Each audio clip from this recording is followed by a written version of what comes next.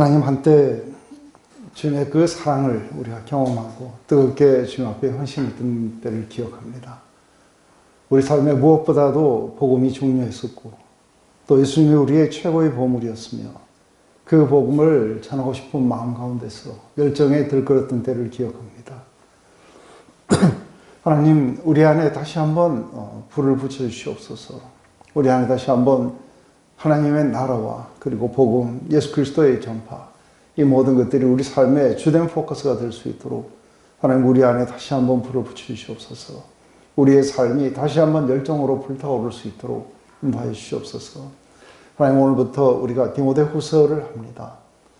굉장히 척박한 시간, 그리고 굉장히 어려운 고난의 시간 속에 참된 믿음을 지키며 그 믿음이 온 세상에 전파되어야 되는 안타까운 심령으로 사랑하는 아들 디모데에게 썼던 이 편지를 우리가 읽으며 사도 바울의 마음 안에 있는 그 심령이 우리의 것이 되기를 원하며, 그리고 우리가 디모데처럼 다시 한번 그 마음을 받고 일어서게 되기를 원합니다. 주님, 우리 가운데 오시옵소서. 예수님의 이름으로 기도드렸습니다.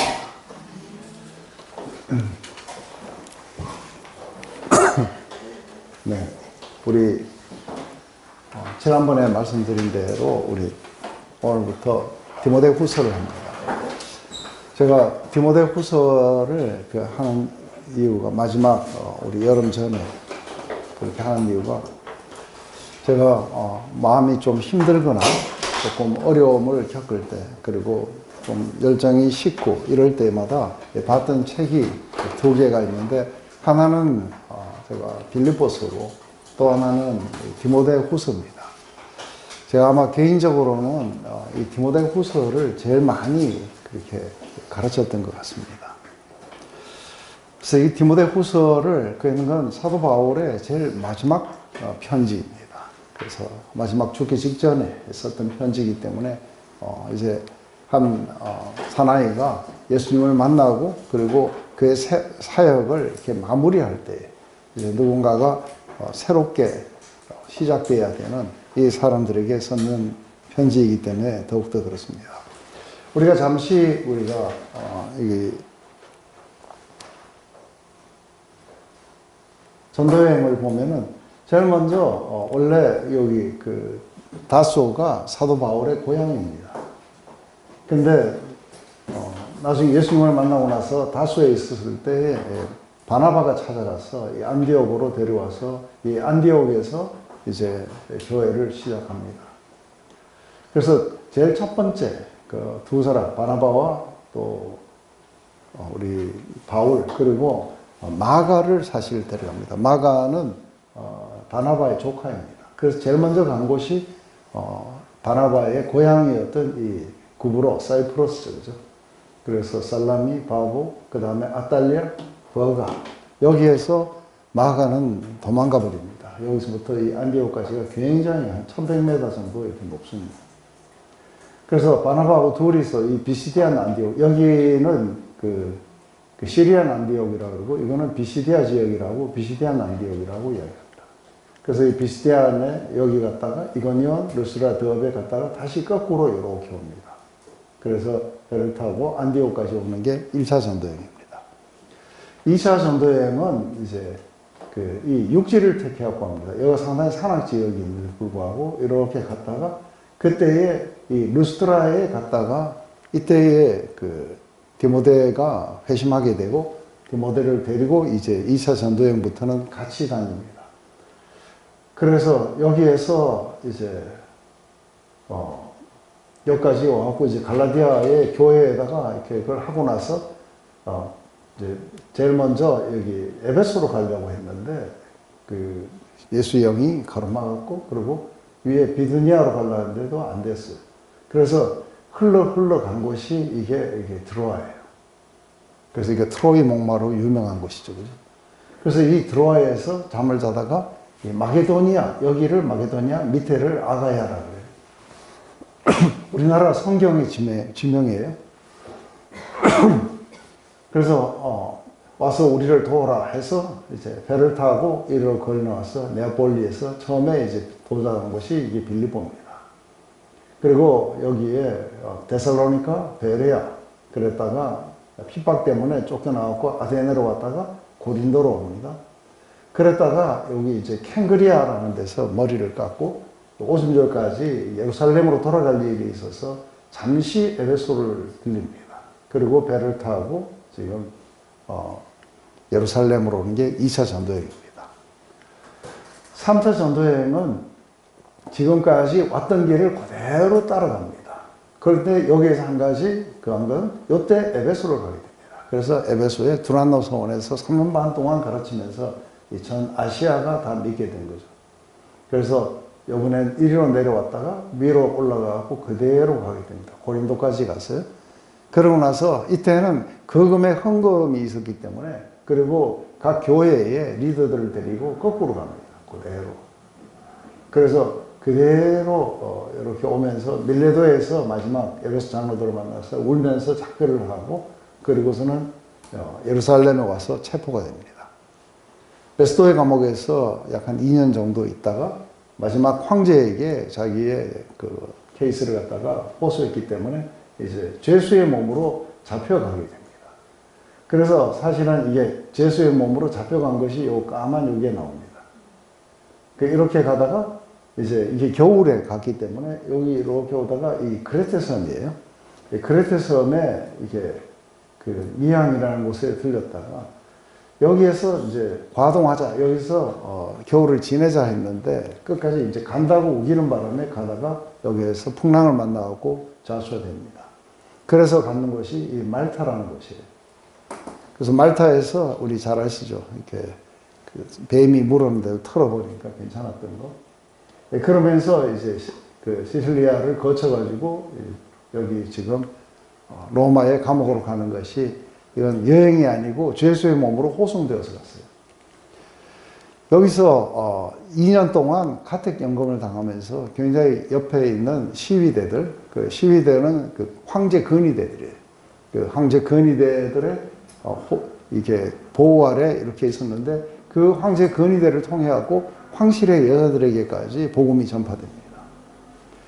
그러고 나서 이게 약 한 62년에서 63년, AD 62년에서 63년경에, 아이고, 지금 그 3년경에 여기에서 풀려납니다. 그리고 풀려나고 난 뒤에는 그 우리가 지금 사도행전에서는 여기에 잡혀간 것까지만 나옵니다. 그 뒤에 풀려나고 난 뒤에는 어떻게 된지 모릅니다. 그런데 풀려나고 난 뒤에 4차 전도여행이 있었던 것 같아요.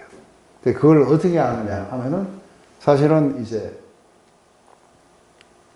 우리 그레테를 방문해요.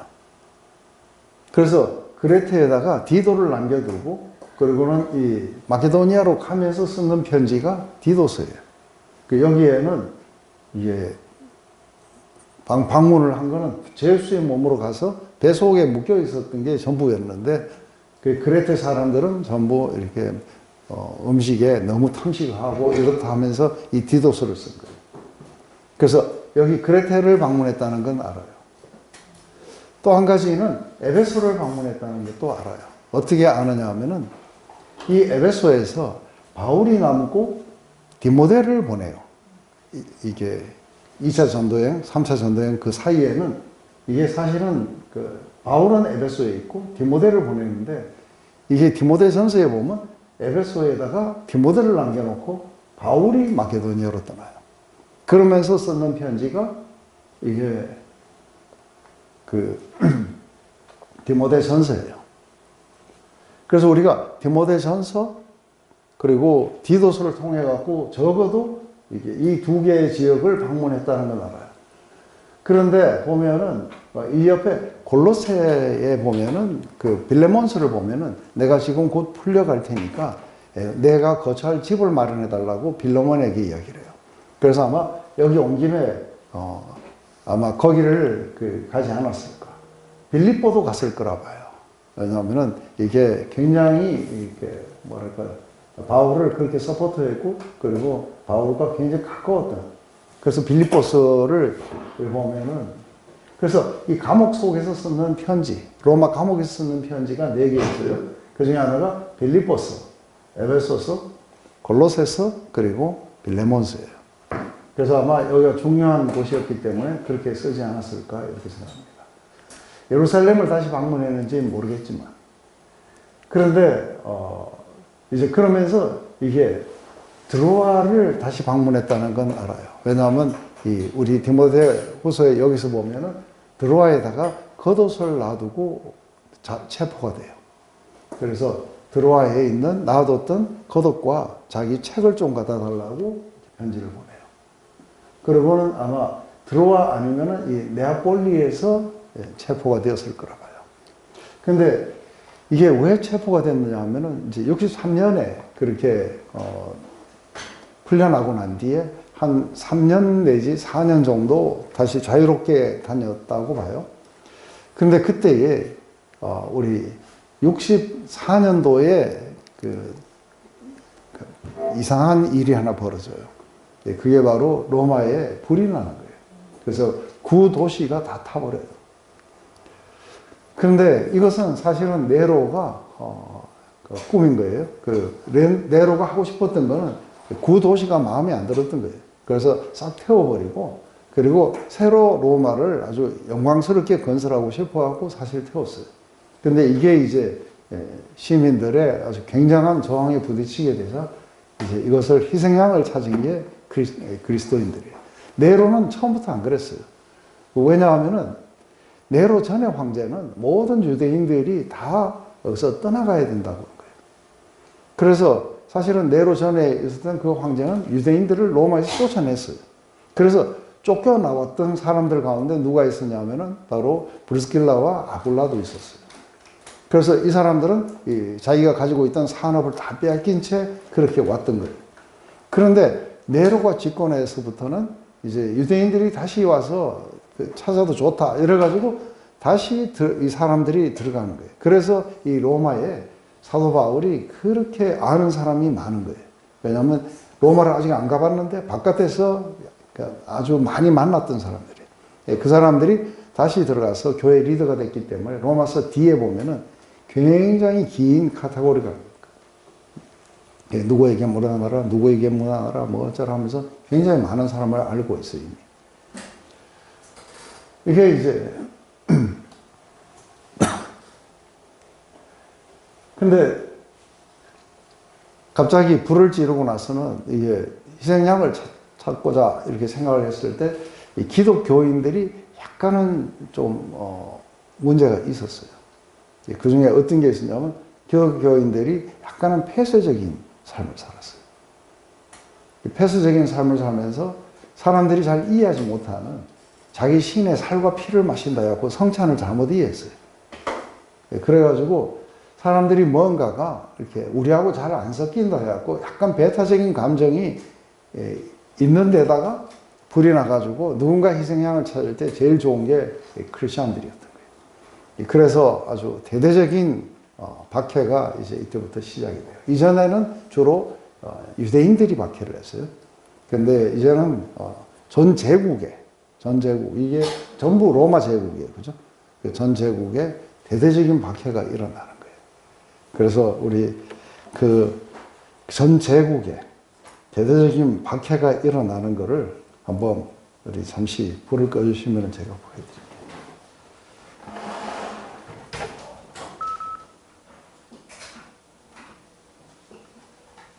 네. 우리 2단계에서 오래간만에 영화를 오랫동안 봤어요.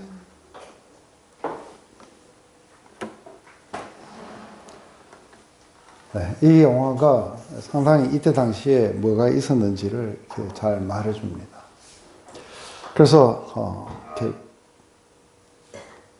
아주 투옥되고 난 뒤에 사도 바울은 이 미노르틴 감옥이라고 그 감옥에서 상당히 오랫동안 있었습니다. 그래서 지금 보면 이렇게 생겼습니다. 그리고 여기에 이렇게 구멍이 나 있는데 이게 보면은 이렇게 맨홀보다 조금 더 큰 그 구멍에다가 밑으로 쑥 들어가고 그 깜깜한 데다 거기다가 죄수를 놔둬요. 그래서 제가 가야바 대사장에 거기도 가도 그 죄수를 갖다가 저렇게 땅을 파가지고 그 속에다가 이렇게 넣어둡니다. 여기도 요 위에다가 있는 게 아니라 저 밑에다 놔뒀다가 또 올리고 또 내렸다가 아마 그렇게 했던 것 같아요. 지금 이제 우리 디모데후서를 쭉 읽어보시면은 이제 자신이 죽을 날이 얼마 안 남았다는 걸 알아요. 근데 이제 지금 사도 바울에게 마지막 남은 거는 자기가 나가서 자유롭게 뭐 다시 전도를 하거나 그렇게 하기는 어려울 거라고 이렇게 알고 있어요. 그래서 이제 누군가를 좀 세워줘야 돼요. 세워주고 그리고 그 사람에 의해서 계속해서 복음이 이제 지속적으로 전파가 돼야 된다고 이렇게 생각했던 거죠. 그게 바로 아주 우리 디모데였어요. 근데 디모데는 굉장히 어린 나이에 사도 바울을 이렇게 따라다녔고 지금 아마 한 35쯤 됐을 거예요. 우리 사도 바울이 우리 주님하고 나이가 좀 비슷한 것 같아요. 그렇게 본다면 지금 한 66세, 7세 이렇게 됐을 거고 디모데가 아마 35 정도 이렇게 됐을 거라 봐요. 그 디모데를 이렇게 격려해서 계속해서 복음이 그렇게 전파돼야 되는 그 이야기들을 해주고 디모데를 세워주고 떠나야 돼요. 그래서 디모데를 속히 오라고 그렇게 요청을 하면서 이제 만약에 도달하지 못했을 때를 대비해서 해야 될 그 말들을 이 안에 전부 이렇게 담아놨다고 봅니다.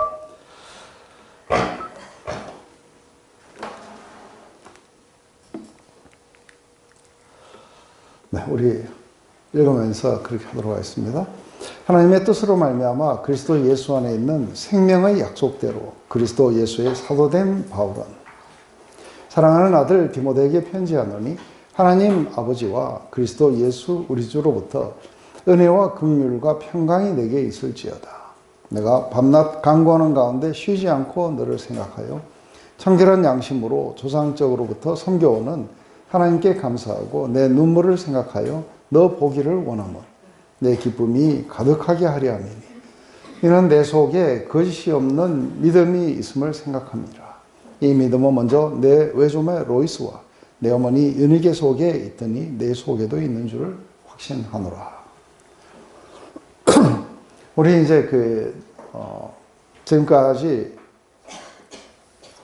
우리가 굉장히 묵상의 훈련들을 많이 한 사람들은 이제 이것도 가지고 한번 해보시면은 굉장히 좋을 거예요. 네, 그러면은 이 디모데 후서 이거 하나만, 이 짧아요. 4장밖에 안 돼요. 이걸 다 하고 나면 아마 여러분 안에 굉장히 이렇게 불을 붙일 수 있을 거라고 봅니다. 그래서 한번 이것도 그런 방식으로 이렇게 몇 절씩 나눠가지고 그렇게 해보면 좋을 거라고 봐요. 이게 평생을 복음을 전파했어요. 다른 사람들에게 영원한 생명을 전해주고자 했는데 그 종말은 사실은 조금 더 좀 비극적으로 이렇게 끝나게 됐어요. 이때 당시에 베드로도 그리고 많은 사도들이 다 이때 당시에 거의 다 잡혀서 죽게 돼요.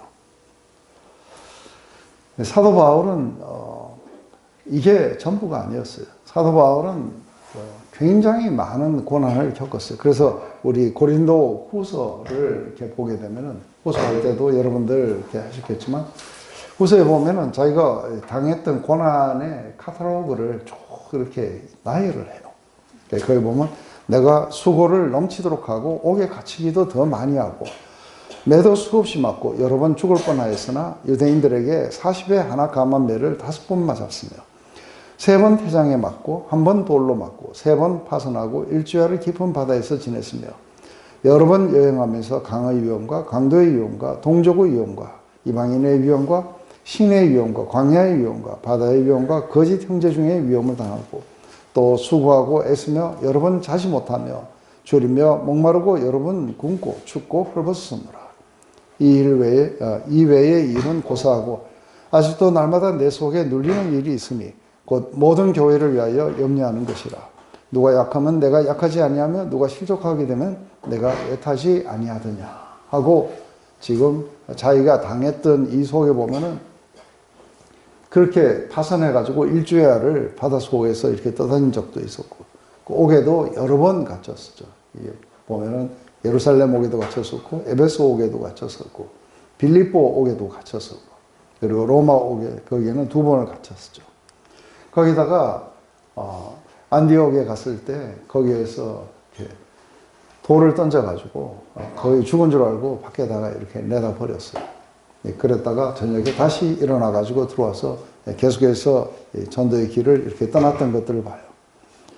아마 강도도 만났고 뭐 여러 가지 그 어려움을 이렇게 굉장히 많이 만났어요. 이게 사도 바울이 온 세상에 영원한 생명을 전하기 위해서 그렇게 희생적인 삶을 견뎠던 것이죠. 그래서 로마 감옥은 이게 지금 2번째 투옥이, 지난번 그 투옥은 상당히 로맨틱해요. 사람들이 마음대로 오고 가고, 그리고 황실에까지 이게 전파됐고, 거기서 편지도 아주 자유롭게 대서, 누가 들어와서 이렇게 대서해가지고 우리에게 성경에 4권이나 이렇게 써줬어요. 그렇지만 다시 이렇게 투옥되고 난 뒤에 이제 디모데에게 이렇게 했던 것은 이게 로마에만 일어난 게 아니라 제국 전역으로 퍼지기 시작하는 거예요. 그렇게 되니까 지금 이제 제국 전역에 있던 크리스찬들이 갑자기 이렇게 몸을 사리기 시작해요. 그리고 어떤 크리스찬들은 지금 다시 유대교로 넘어갈 준비를 하고 있는 거예요. 왜냐하면 기독교인을 박해했지만 유대인을 박해하지는 않았어요. 그런데 같은 하나님이 아니냐. 그래서 박해를 피하기 위해서 유대교로 넘어가려는 걸 갖다가 이렇게 경고하는 그 책이 히브리서예요. 그게 같은 때에 쓰여진 거예요. 그렇지만 이제 사도 바울은 약간 달라요. 왜냐하면 로마 시민권이 있어요. 그래서 조금 재판이 약간 길었던 것 같아요. 그러니까 베드로 같은 경우에는 로마 시민이 아니에요. 그래서 갈릴리 어부 출신이기 때문에 이방인이에요. 그래서 아마 재판 절차가 이렇게 간단했을 수도 있어요.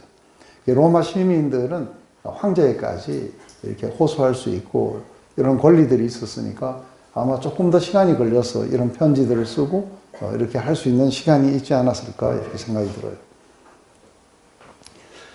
이게 첫 번째 재판을, 그래서 재판이 한 번에 끝나지 않았어요. 그래서 첫 번째 재판을 이미 받았어요. 받았는데 자기 주위에 아무도 없이 다 떠나버렸어요. 다 나를 버렸다. 그렇게 얘기해요. 자기 편에 손자가 없었다. 하지만 그들의 죄를 그들에게 돌리기를 원치 않는다. 왜냐하면 모두가 다 두려워서 그랬을 것이다.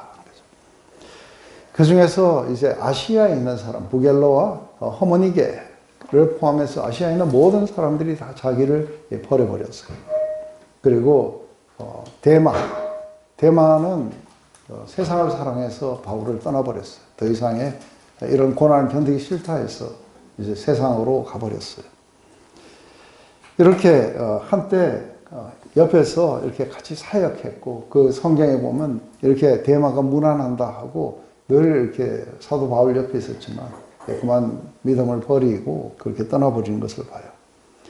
하지만 한 가지 위로는 그와 끝까지 함께한 자들이 있었어요. 의원 누가복음을 썼는 이 의원 누가는 끝까지 자기 옆에 있었다고 하는 거죠. 또 한 사람은 굉장히 멋있는 사람이에요. 이 사람은 종이었어요. 그랬다가 이렇게 사도 바울에 의해서 회심하고 그리고 자기 주인에게로 돌려보냈던 오네시모, 종 오네시모였어요. 그 오네시모는 바울이 다시 투옥됐다는 이야기를 듣고 찾아와서 바울이 어느 감옥에 들어가 있는지, 그래서 부지런히 자기를 찾아와서 만났다고 이야기를 해요. 두기고, 디도, 또 그레스게, 이 사람들은 사도 바울이 아직도 이 감옥에서 어디로 가라고 이야기를 해요. 그래서 이 사도 바울의 그 지시를 따라서 지금 지역으로 지금 나가고 있어요. 그 외에 브루스길라, 아굴라, 에라스도, 트로비모, 어블로, 부데, 드리노, 클라우디아, 그리고 이름 없는 수많은 형제들이 함께 있다고 그렇게 이야기를 해줘요. 그러면서 이 편지에 4번이나 너는 내게로 오라고 그렇게 이야기를 합니다. 빨리 오라고. 그래서 아마 다음 세대를 이을 그 세대들은 상당히 이렇게 이렇게 하다고 봐요. 그래서 사실은 이 복음은 계속해서 전수돼야 되고 다음 세대를 맡을 또 다른 세대들이 일어나는 것이 굉장히 이렇게 중요하다 봐요. 우리 이제 제일 먼저 이걸 한번 보면은 하나님의 뜻으로 말미암아 그리스도 예수 안에 있는 생명의 약속대로 그리스도 예수의 사도된 바울은 하고 이야기를 해요. 그래서 우리가 다른 편지들하고 이거를 맞추어 보면은 보통 우리가 사도 바울의 편지는 자신을 어떻게 소개하느냐가 이게 그 앞으로에 나올 내용을 사실은 이야기를 해줘요. 그래서 갈라디아서 같은 경우에는 사람으로 말미암도 아니고 사람에 의해서 된 것도 아니고 오직 그리스도 예수로 말미암아 사도된 바울 이렇게 하고 굉장히 길게 자기를 이렇게 표현해요. 그냥 어떤 데는 단순하게 그냥 그리스도의 종 이렇게 표현하기도 하고 아니면은 근데 여기서는 상당히 다르게 표현돼요. 다른 데서 나왔던 거하고 좀 다르게 표현을 해요. 그리고 또 다르게 표현한 것 가운데 하나는 보통은 이렇게 수신자에게 이렇게 이야기하고 나서 무슨 이야기를 하냐면 은혜와 평강이 있을지어다. 근데 여기는 긍휼이 더 들어가요. 그러니까 이런 모든 것들은 그냥 이렇게 나오는 대로 쓴 게 아니라 굉장히 깊은 어떤 생각 속에서 이런 것들을 썼을 거라 봐요. 그래서 제일 먼저 여기에서 하나님의 뜻으로 말미암아 그래서 하나님에 의해서 자기가 사도가 됐다 하는 이 이야기는 우리 갈라디아서에서는 그렇게 이야기할 때 네가 어떻게 해서 사도가 됐느냐 하는 이런 질문이 있었기 때문에 하나님에 의해서 하나님이 나를 직접 사도로 지명했다는 그걸 증명하기 위해서 그렇게 이야기를 합니다. 근데 여기에서 하나님의 뜻으로 말미암아 그래서 이거는 하나님의 윌, 하나님의 뜻으로 말미암아 자기가 사도가 됐다고 이야기를 해요. 그래서 하나님의 뜻으로 말미암아 사도가 됐다는 것은 뭘 말하는가? 그것은 자기가 어떤 야망을 성취하기 위해서 된 게 아니에요. 자기가 뭔가가 되고 싶어서 된 게 아니라 하나님이 자신을 그렇게 사도로 삼으셨다는 거예요. 그래서 하나님의 모든 구원의 그 드라마 속에 자기 자신을 어느 한 파트를 그렇게 하나님이 의도하셨다. 그렇게 보시는 거죠. 그래서 그것은 바로 이방인의 사도였다는 거죠. 근데 이게 이제 왜 이렇게 중요하냐면은 우리가 흔히들 이렇게 부르심이라 그래요. 그죠? 근데 부르심이 굉장히 중요한 이유 가운데 하나는 우리가 내가 뭐가 되고 싶었어. 내가 뭐가 되고 싶어 가지고 뭐가 됐다고 했을 때는 가다가 안 맞으면 어떻게 돼요? 안 맞으면은 자꾸 힘이 떨어져요. 그래서 내가 괜히 한 걸 선택했나 하고 그게 자기 선택이니까 그래요. 근데 이게 하나님의 선택이었다고 할 때는 어떻게 오는 거예요? 이게 이 확신이 있게 되면은 어려움이 오면은 다 뛰어넘어가게 돼 있어요. 그래서 이게 하나님의 선택이었는지 아니면은 내 선택이었는지. 사도 바울은 그것이 바로 하나님이 바로 그리스도의 대사로 온 세상에 믿지 않는 그 이방의 세계에 복음을 전하라고 자기를 세우셨다는 거예요. 그래서 사도행전 9장에 보면은 사도행전에는 3번이나 사도 바울이 어떻게 예수님을 만나는지에 대해서 나오게 됩니다. 전혀 그럴 의도가 없었어요. 그렇지만 담맥색으로 예수 믿는 사람을 잡아 죽이러 가다가 갑자기 천둥 소리와 번개 그리고 말에서 떨어지고 그리고 음성을 듣습니다. 사울아 사울아 왜 나를 핍박하느냐 누십니까? 나는 네가 핍박하는 예수다. 이렇게 이야기가 되면서 예수님과의 첫 만남이 이루어져요. 그리고 이게 주님이 이제 아나니아를 통해 가지고 지금 사도 바울을 만나러 가는 걸 두려워했어요. 왜냐하면 이 사람이 예수 믿는 사람을 잡아 죽이는 유명한 사람이라는 걸 알고 있었기 때문에 아나니아 보고 그 사람을 만나서 기도해 주라고 하니까 아나니아가 겁을 먹으니까 이 아나니아에게 해준 말이에요. 예수님이 주께서 이르시되 가라. 이 사람은 내 이름을 이방과 임금들과 이스라엘 자손에게 전하기 위하여 택한 나의 그릇이라. 그가 내 이름을 위하여 얼마나 고난을 받아야 할 것을 내가 그에게 보이리라. 그래서 하나님의 특별한 선택이었어요. 근데 이 선택 안에는 두 가지가 있었어요. 하나는 뭐예요? 이게 바로 이방에, 내 이름을 이방에 알리기 위한 거예요. 그게 하나의 첫 번째의 이야기였으면 바로 그 알리는 방식이 굉장히 많은 고난을 통해서 그렇게 가게 될 거라고 이야기를 하고 계세요. 그래서 두 가지.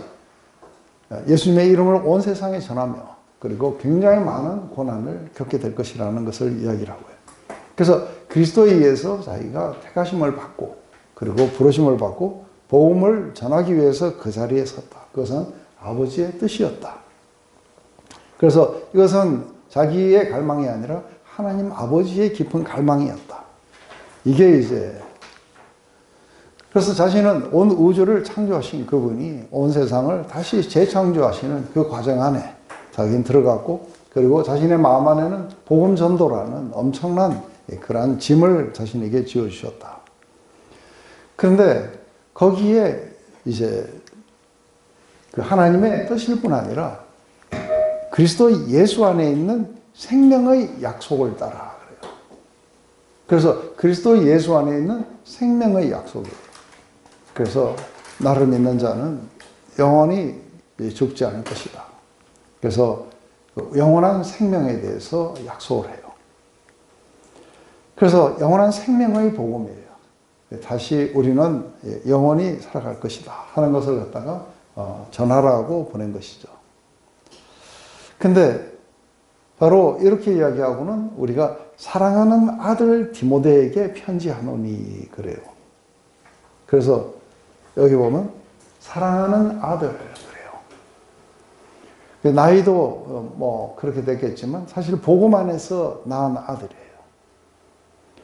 그래서 사랑하는 아들에게 편지한다. 보통은 어떤 교회에다가 편지를 했어요. 그죠? 그리고 개인적으로 한 것은 이게 디도라든지 아니면은 디모데 그리고 빌레몬 이렇게 그 세 사람밖에 없어요.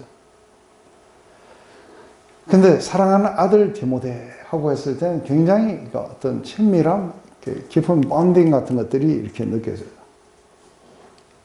그래서 사랑하는 아들 디모데에게 우리 하나님 아버지와 그리스도 예수로부터 은혜와 평강 이거는 우리가 많이 들어봤던 이야기인데 이 긍휼이 여기에 들어가 있어요. 이 긍휼이 들어가 있는 것은 굉장히 어려운 시간들이에요. 타프한 시간에 뭔가 사실은 이 시간들을 통해서 굉장히 뭐랄까요? 기독교가 아주 신앙들이 굉장히 정결해지고 그리고 굉장히 많이 사실은 전파가 돼요. 이게 참 아이러니한 거예요. 평화시에 이렇게 전파가 될 것 같은데 이런 어떤 핍박이 오게 되면 믿음이 굉장히 순수해지고 굉장히 불같이 이렇게 타오르게 돼요. 그 결과 많은 사람들이 사실은 이때에 이렇게 믿게 돼요. 근데 이런 어떤 고난의 시간, 어려운 시간 속에 우리 하박국 선지자가 그렇게 이야기를 해요. 하박국 선지자 이야기는 이런 어떤 부흥을 위해서 우리에게 주시는 이 고난의 시간 속에 긍휼을 잊지 말아달라고. 그래서 이런 모든 것들이 지나갈 때에도 여전히 하나님이 긍휼을 베풀어 주실 것을 그렇게 기도하고 있는 거죠. 근데 오늘 영화 보고 나니까 시간이 벌써 다 버렸는데 큰일 났습니다. 그러면 어쨌든 잠시 쉬었다가 하도록 하겠습니다. 내가 밤낮 간구하는 가운데 쉬지 않고 너를 생각하여 청결한 양심으로 조상적으로부터 섬겨오는 하나님께 감사하고 내 눈물을 생각하여 너 보기를 원하면 내 기쁨이 가득하게 하려 함이니 이는 내 속에 거짓이 없는 믿음이 있음을 생각합니다. 이 믿음은 먼저 내 외조모 로이스와 내 어머니 유느게 속에 있더니 내 속에 있는 줄을 확신하노라. 지금 우리가 여기에서 한 가지 이렇게 보면 사도 바울이 지금 디모데를 갖다가 지금 두려움 속에서 끄집어내는 그 과정이에요. 끄집어내는 과정 속에 이렇게 자신의 이야기 그리고 또 용감한 사람들의 이야기 그러면서도 지금 디모데를 갖다가 용기를 불어넣어서 지금 데리고 나오기 위해서 지금 이 이야기들을 하고 있는 거예요. 그래서 제일 먼저 자신은 하나님의 뜻에 의해서, 그리고 지금 죽음이 임박해 있는데 영원한 생명의 약속으로 말미암아 그렇게 되었다 하고 이런 이야기들을 이렇게 하게 됩니다. 그러면서 지금 여기에는 상당히 그 디모데하고의 이렇게 굉장히 퍼스널한 이야기들을 지금 집어넣고 있어요. 그래서 지금 밤낮 간구하는 가운데 쉬지 않고 너를 생각하여 청결한 양심으로 조상적부터 섬겨오는 하나님께 감사하고 그래요. 그래서 먼저 우리가 하나부터 이렇게 봅시다. 그러면 제일 먼저 하나님께 이렇게 감사하는 것부터 시작해요. 근데 늘 이것은 사도 바울은 늘 그렇게 기도했던 사람이에요. 조용한 시간이 오면은 하나님 앞에서 늘 한 사람 한 사람을 이렇게 생각하면서 그들을 위해서 기도했는데 끊임없이 기도했다 하는 이야기로 아마 밤낮으로 기도를 했다고 이야기를 할 거라 봐요. 근데 제일 먼저 이게 기도 속에서 너를 이렇게 기억했다고 이야기해요. 끊임없이 너를 기도 속에서 기도했다. 밤낮으로. 그럴 때마다 이제 나는 하나님께 감사했다 하고 이렇게 감사했다는 감사의 내용보다는 여기에 하나의 뭐랄까요 가로를 넣어가지고 이렇게 하면 맞는 이야기예요. 가로 속에 들어간 이야기가 뭐냐면 청결한 양심으로 조상적부터 섬겨오던 하나님, 그냥 하나님이 아니에요. 사도 바울은 이걸 이야기하면 그냥 나 사도 바울은 디모데에게 은혜와 평강이 있을지어다. 그리고 내가 너를 생각할 때 하나님께 감사했다. 이렇게 이야기하잖아요. 여기에 보면 하나하나가 이게 다 들어가갖고 뭔가 읽을 때마다 디모데의 마음 안에 그런 용기를 불러주고 그리고 그 속에서 믿음을 갖다 다시 부릴 듯 하도록 하기 위해서 이게 된 거기 때문에 우리가 이렇게 뭔가 불이 우리 안에서 일어나게 하려면 이거 하나하나를 다 받아야 돼요. 그래야 이거 되지. 그냥 줄거리가 어떻게 되느냐 이렇게 하고는 아무것도 안 되는 거죠. 그렇다면 여기에서 보면 아주 청결한 양심으로 조상적부터 섬겨오던 하나님. 그래서 조상들이 섬겨오던 방식이에요. My forefathers. 그래서 아주 clear conscience라는 거. 근데 이것은 뭘 말하는가 하면은 네.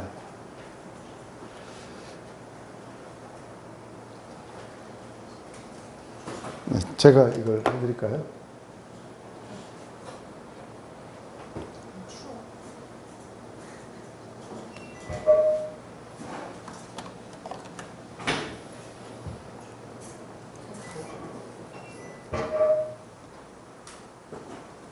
네. 아까 우리 미메르턴 과목 봤죠, 그죠?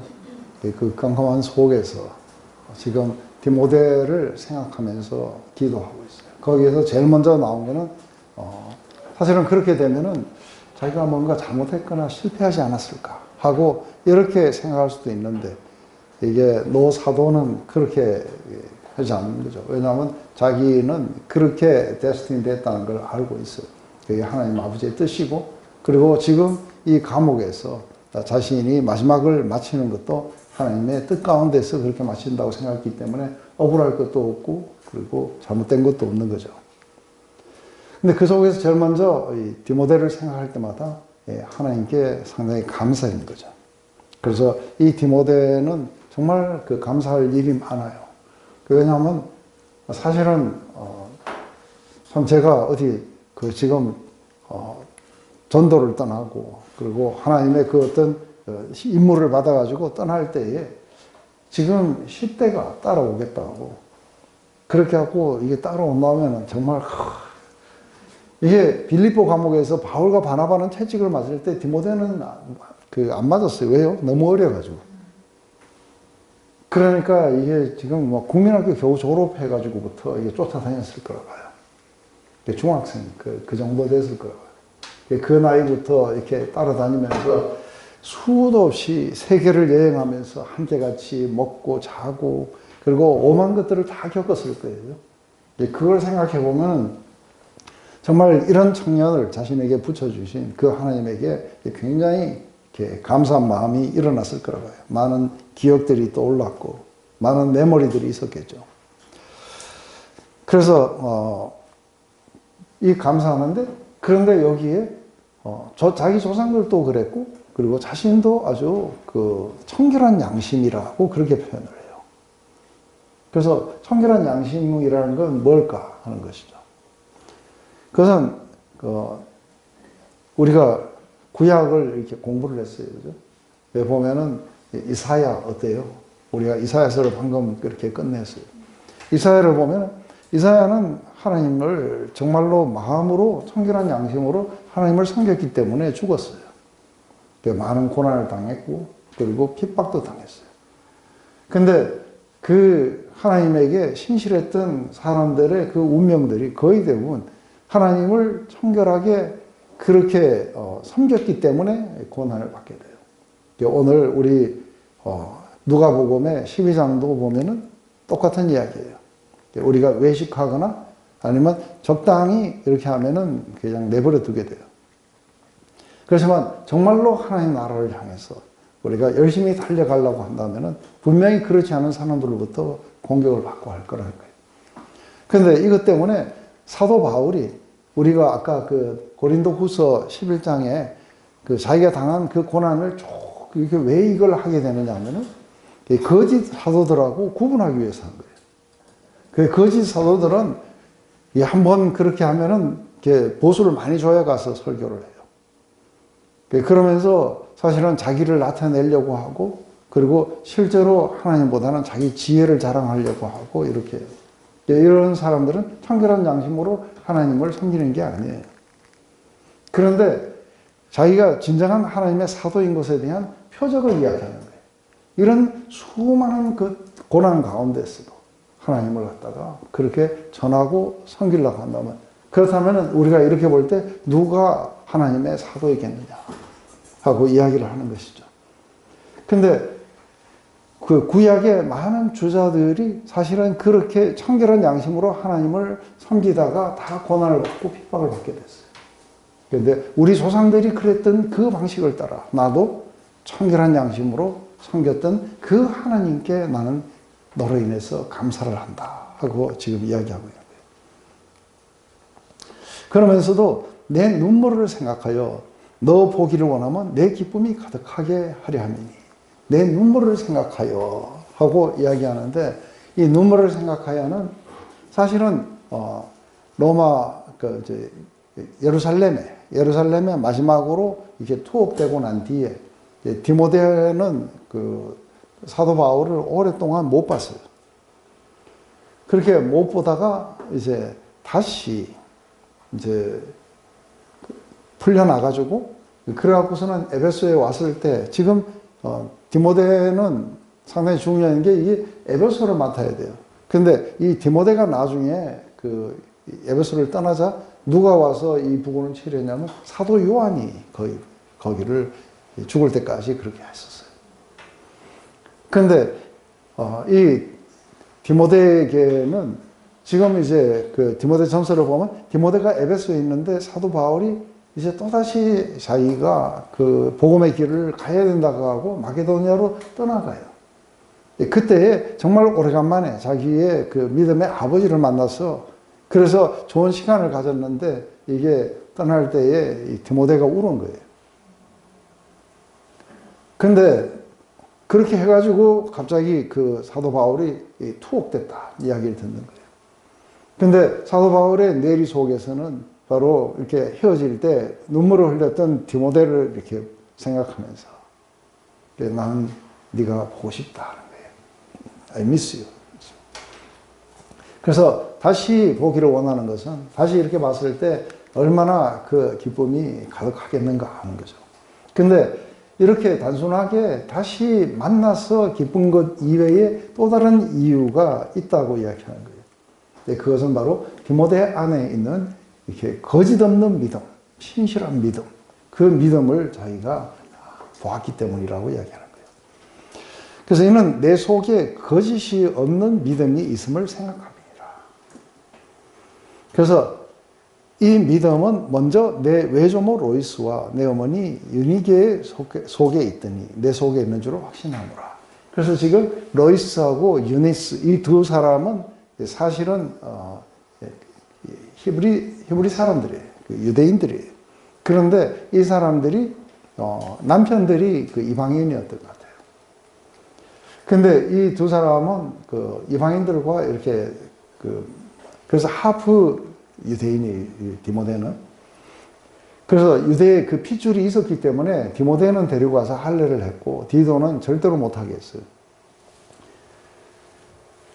근데 지금 이 로이스하고 그 연희계는 언제 예수님을 믿었을까? 그것은 1차 전도여행 때 믿었을 거라고 봐요. 그때 디모데가 너무 어려가지고 사실은 아마 디모데가 뭔 말인지를 이해 못했을 수도 있어요.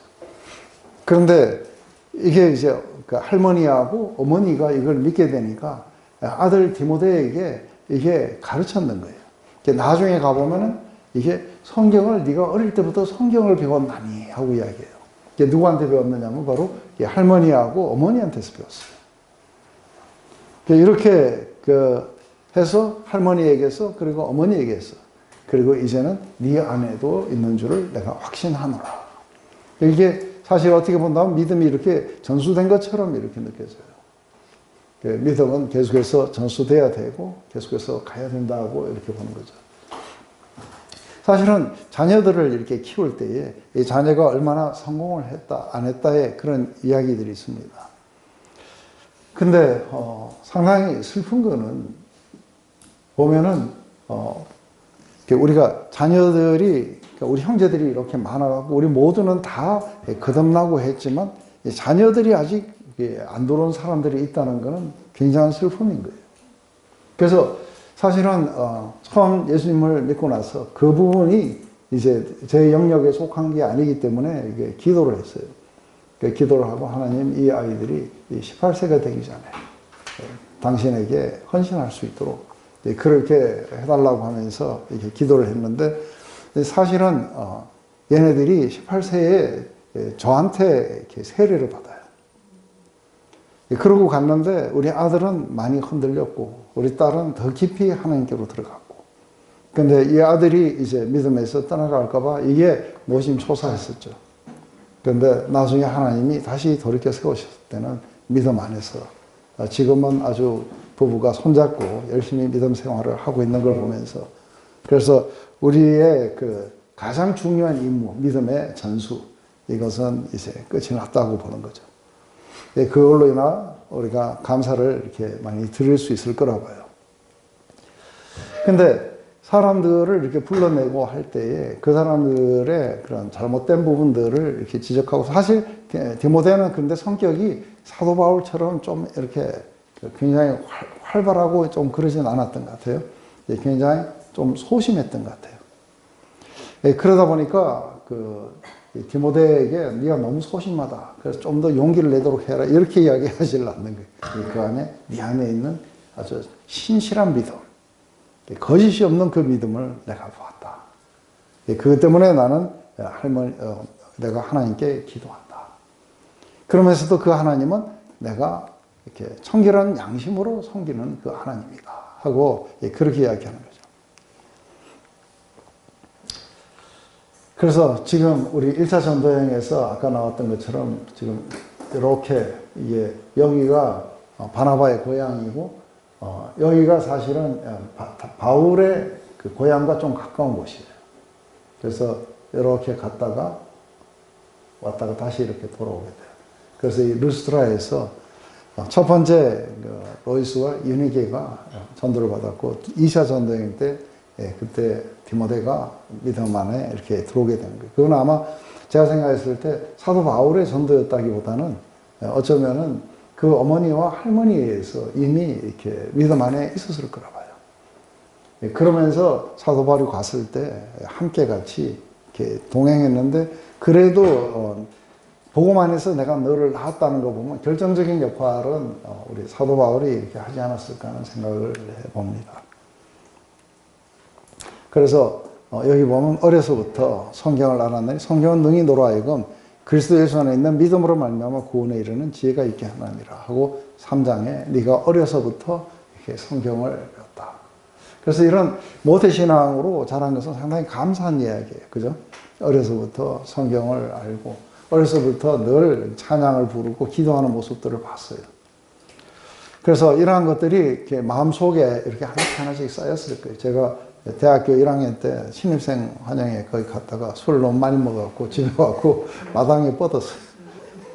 그런데 밤에 목이 막 말라가지고 탁 하는데 누가 내 손을 붙잡고 있는 거예요. 그래갖고 지금 여기 어딘지도 모르겠어요. 누가 내 손을 붙잡고 있는 거예요. 근데 보니까 여자 손인 거예요. 그래서 이게 뭐야 하고 하는데 보니까 저희 어머니가 제 손을 붙잡고 기도를 하고 있었어요. 그래갖고 목마르다고 일어나지도 못하고 이런 것들은 상당히 그 아름다운 귀한 그런 메모리들이에요. 마음 속에서 저를 술 먹었다고 나무라는 게 아니라 제 손을 붙잡고 이렇게 기도를 했다는 것, 이런 것들은 저에게 나도 어떻게 해야 되겠다는 것을 실제로 이렇게 배울 수 있는 영적 유산이라고 이렇게 볼 수 있죠.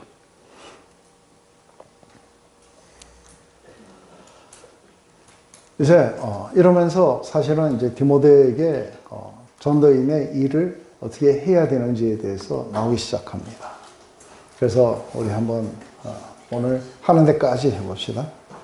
그러므로 내가 나의 안수함으로 내 속에 있는 하나님의 은사를 다시 부릴 듯하게 하기 위하여 너로 생각하게 하노니, 하나님이 우리에게 주신 것은 두려워하는 마음이 아니요 오직 능력과 사랑과 절제하는 마음이니, 그러므로 너는 내가 우리 주를 정언함과 또 주를 위하여 갇힌 자 된 나를 부끄러워하지 말고 오직 하나님의 능력을 따라 복음과 함께 고난을 받으라. 하나님이 우리를 구원하사 거룩한 소명으로 부르시면 우리의 행위대로 하심이 아니요 오직 자기의 뜻과 영원 전부터 그리스도 예수 안에서 우리에게 주신 은혜대로 하심이라. 이제는 우리 구주 그리스도의 예수의 나타나심으로 말미암아 나타났으니 그는 사망을 패하시고 복음으로써 생명과 썩지 아니할 것을 드러내신지라. 내가 이 복음을 위하여 선포자와 사도와 교사로 세우심을 입었노라. 이로 말미암아 내가 또 이 고난을 받되 부끄러워하지 아니함은 내가 믿는 자를 내가 알고 또한 내가 의탁한 것을 그날까지 그가 능히 지키실 줄을 확신함이라. 지금 이제 다시 한번 그러니까 디모데에게 자기가 가졌던 그 은사를 이렇게 사용을 하라고 이야기를 먼저 이렇게 하게 됩니다. 그래서 몇 가지의 그 이야기를 합니다. 먼저 내가 나의 안수함으로 내 속에 있는 하나님의 은사를 다시 부리듯 하게 하기 위하여 너로 생각나게 하노니. 그래서 나는 너에게 다시 한번 네 은사가 뭔지에 대해서 이렇게 이야기를 한다고 이야기를 해요. 그런데 사실은 디모데가 그 안수를 받았다고 이야기를 해요. 이 이야기는 다른 곳에도 나와요. 근데 이 안수라는 게 뭘까 하는 거예요. 안수. 저도 안수를 받았어요. 그래서 제가 우리 그 교회는 한국하고 좀 달라가지고 여러분도 오늘 옥경장님도 이 교회가 오늘부터 채용하면 목사가 될 수 있어요. 그래서 이름을 목사라고 불러요. 근데 저보고는 안수를 받으라고 하는 거예요. 그래서 똑같은 목사인데 왜 안수를 받아야 되느냐? 그 안수 받은 거하고 안 받은 거하고는 무슨 차이가 있느냐? 했더니 한마디로 말하면 한 번 해병은 영원한 해병이다. 그래서 안수의 이 의미를 그때 제가 배웠어요. 누구나 다가 우리가 이렇게 수평적으로 되는 우리 기독교는 지금 여기 장로교는 상당히 이렇게 하이어라키 이렇게 계급 사회처럼 이렇게 수직으로 되어 있어요. 그런데 주로 이제 콩그리게이션이라든지 수평적으로 됐을 때는 목회자하고 평신도 차이를 그렇게 두진 않아요. 그래서 누구나 다가 이 사람이 잘 할 수 있다 싶으면은 이렇게 오는 거예요. 근데 이게 장단점은 있어요. 사람이 타락하지 않으면은 제가 볼 때에 그런 어떤 신학교나 이런 걸 나오지 않고 그 사람 자체를 보고 뽑는 게 훨씬 더 좋아요. 그래야 진짜예요. 근데 이게 단점은 뭐예요? 목사가 타락하면 아무나 뽑을 수 있어요. 그러면은 아무런 걸림도 없이 그냥 막 아무나가 난립을 할 수 있는 이런 것들도 있겠죠. 근데 좀 더 이렇게 컨그레게이션 쪽에 가면은 아무나 목사가 될 수 있어요. 그런데 목사가 됐다고 끝까지 목사가 아닌 거예요. 목사 2년 하다가 다시 장사로 갈 수도 있어요. 그래서 몇 년 돈 벌고 다시 오셔도 돼요. 그래서 왔다 갔다 해요. 그래서 저 많이 봤어요. 학교 선생으로 갔다가 몇 년 일하다가 다시 돌아와서 하기도 하고, 또 아니면 직장에 들어갔다가 또 다시 와서 하기도 하고, 이런 사람들이 우리 교회 목사들 중에 상당수가 있는 거예요. 그래서 20 몇 명이 있는데 그 중에 안수받은 목사가 한 7명인가 8명밖에 안 되는 거예요. 그래서 왜 안수를 받아야 되느냐 했을 때 이제 안수는 이런 거예요. 제일 먼저 자기 자신 안에 하나님의 어떤 부르심을 느껴요. 그래서 이 부르심을 이렇게 교회에다가 이야기를 하는 거예요. 교회는 이 사람을 이렇게 점검하는 거예요. 점검을 해보고 이 교회가 전체가 이 사람이 이렇게 하나님의 이 일을 맡으라고 부르신 것이 맞다 하고 확인이 되었을 때 그때에 이제 본인도 그렇게 느끼고 교회도 그렇게 느끼는 거예요. 그래서 하나님의 부르심이 확실하다고 해서 안수를 주는 거예요. 근데 2년 하다가 장사하러 가버리면 어떻게 돼요? 하나님이 그렇게 부르셨다는 걸 자기도 교회도 확신을 했는데 아니라고 가버리면은 이거 안 되죠. 그래서 저보고 묻더라고요. 죽을 때까지 복음을 전하고 다른 일을 안 하겠냐고 묻더라고요. 그래서 지금 그런 마음 없다 했더니 그렇다면 안수를 받아라. 그래서 사실은 안수를 받게 됐어요. 근데 깜짝 놀랐는 게 제가 그 안수를 받는다고 전 교회가 어마어마하게 커다란 잔치를 벌리고 교단에 있는 모든 분들이 교회에 다 와가지고 그래갖고 또 받을 때 우리 집사람하고 둘이 같이 받았어요. 둘이 무릎을 꿇고 그리고 기도를 해주고 끝나니까 어마어마한 잔치가 벌어지는 거예요. 그래서 와 이렇게 나를 위해 가지고 온 교회가 이렇게 하다니 하고 생각을 했어요. 그런데 이게 디모데에게도 동일하게 내려진 그게 있었어요. 근데 그게 뭐냐면 이제 네가 목사다 아니면은 교사다 아니면은 사도다 했을 때 제가 봤을 때는 사도였을 거라 봐요. 저는 제가 저보고 당신이 주신 하나님의 은사가 뭐냐 하고 했을 때는 확실한 것 제가 제 스스로도 처음 예수님을 만나고 나서부터 제가 제 안에서 느껴왔던 건 가르치는 거예요. 그건 뭐 예수님을 만나고부터 시작해갖고 사람들을 가르쳤어. 오늘날까지 가르치고 아마 죽을 때까지 가르치다가 그렇게 가지 않을까 이렇게 생각을 해요. 근데 이건 그전에는 제가 한 번도 가르쳐 본 적이 없는데 그런데 예수님을 만나고부터는 계속 가르치는 일을 하고 있어요. 그래서 저는 말하면은 우리가 교사예요. 성경 교사. 그래서 저보고 목회의 은사가 있냐 그러면 전 목회는 확실히 아닌 것 같아요. 그래서 목사는 아니고 교사구나. 하나님 나라 안에서의 교사구나. 근데 이제 그렇다면은 이게 가르치는 거를 갖다가 지금 해야 돼요. 그죠? 그러면 뭔가 복음 전도자 하고 하면 복음 전도자예요. 그리고 어떤 사람은 묵상가 이러면은 묵상가에 그걸 해야 되는데 이게 뭐냐면 사실은 그 자체가 그냥 처음부터 뭐 완벽하게 나타나고 안 그래요. 지금 이게 그것을 주셨다는 것은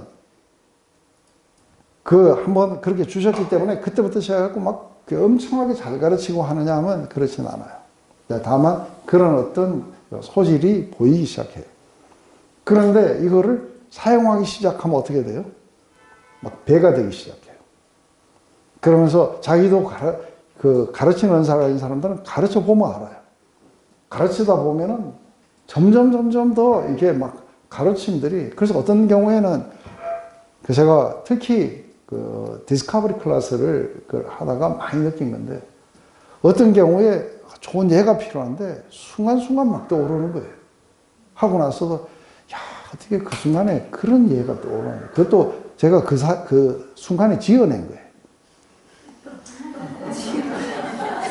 그러면서 그 예가 막 떠오르는 거예요. 그래서 야, 이건 정말 하나님이 안 주셨으면은 이게 내가 그 순간에 그렇게 막 생각해낼 수가 없었구나.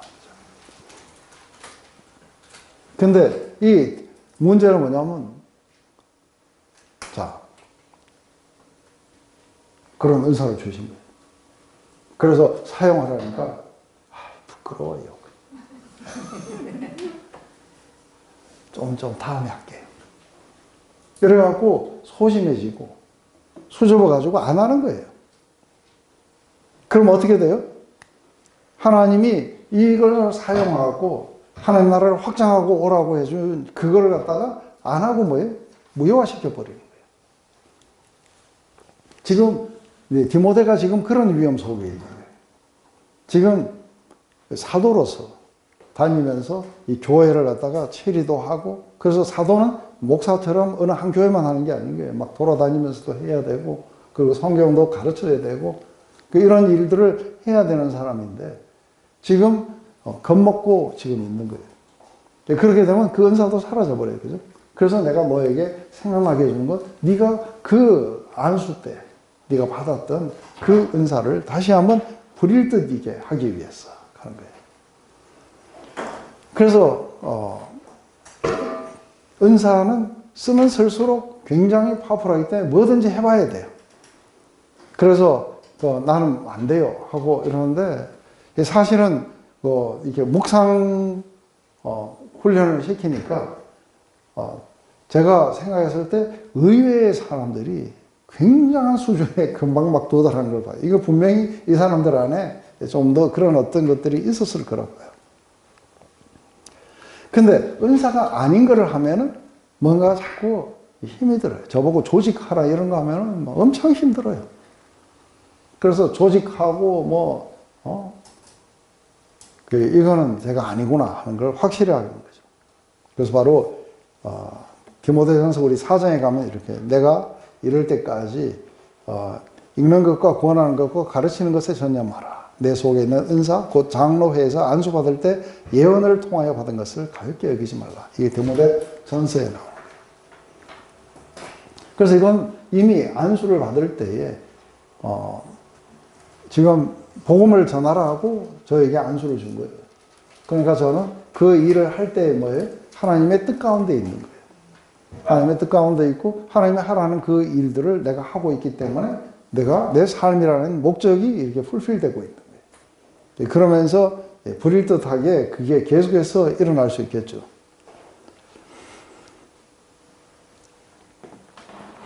이제 이 은사를 받고 그리고 이것을 갖다가 확인받게 되면은 이제 하나님께 그 의무를 가진 자가 돼요. 이걸 부인하게 되면 자기의 영적인 본질을 부인하게 돼요. 이걸 갖다가 상기시켜 주는 거예요. 안수 때 네가 뭘 받았는지. 그게 바로 이게 그리스도의 대사다. 그래서 여기에 지금 필요한 게 뭐냐면, 이 은사에 상당히 중요한 게 뭐냐면 이게 담대함이에요. 담대함. 근데 많은 경우에 그러니까 어떤 경험이 많아가지고 지금 이 사람을 이때 전하면 이 사람이 받겠다? 아니면 내가 생각할 때 이 사람에게 이렇게 하면 받겠다? 그런 거는 없어요. 근데 보면은 전혀 아닌 엉뚱한 순간에 자기 안에서 아무 생각 없이 그냥 나와요. 그러면 사람들은 교인들은 그 이야기를 해요. 그때 하나님이 그렇게 역사하실 줄 알았습니까? 내가 어찌 알 리가 없어요. 그렇지만 중요한 건 뭐예요?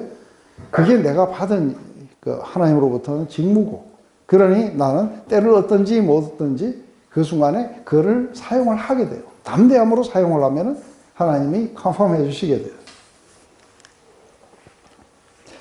킹덤 확장하라고 주셨는데 킹덤 확장을 위해서 하는데 하나님이 그걸 안 하시면 그럼 어떻게 돼요? 아무것도 아니죠. 그래서 여러분들 마음 안에도 그 은사를 안 받은 사람 없어요. 나는 안 받은 것 같아요. 그런 사람들이 있어요. 안 받은 게 아니라 사용을 한 번도 해본 적이 없는 거예요. 왜요? 소심해가지고. 그래서 여기 한번 나와서 가르쳐 봐라. 제가 몇 년 전부터 한 한 시간이라도 한번 서서 한번 해봐라 그러면 막 전부 다 고개를 쩔쩔 믿음이 적은 것들아. 근데 그 믿음이 적은 게 아니라 소심한 것들아 이렇게.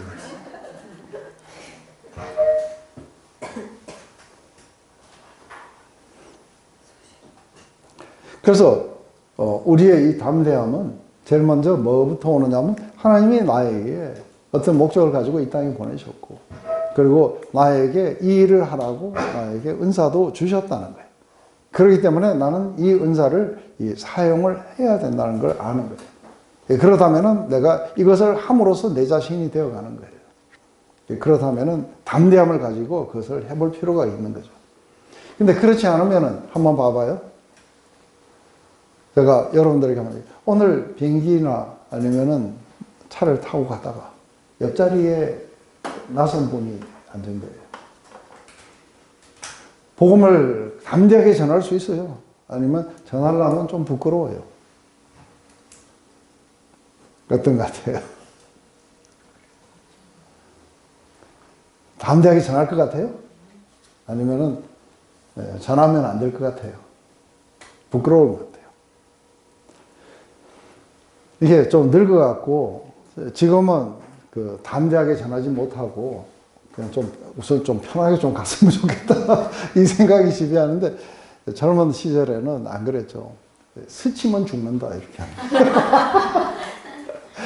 스치면은 죽는다는 거죠.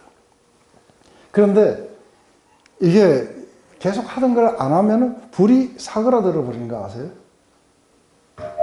그런데 다시 하면은 다시 이걸 rekindle이라고 해요. 캔들 그러면은 양초에 불을 밝히다는 거예요. rekindle 다시 한번 우리 안에 불이 이렇게 일어나는 거죠. 그러려면 우리가 처음에 했던 것들에 대해서 초점을 잃지 말아야 돼요. 지속적으로 해야 되는 거예요. 우리에게 하나님이 그 능력을 주셨다는 걸 알고 과감하게 사용을 해야 돼요. 그게 두렵지 않은 이유는 내가 그렇게 디자인됐기 때문이죠. 그래서 사도 바울은 이 말을 하는 거예요. 하나님이 우리에게 주신 것은 두려워하는 마음이 아니요 오직 능력과 사랑과 절제하는 마음이니 그래요.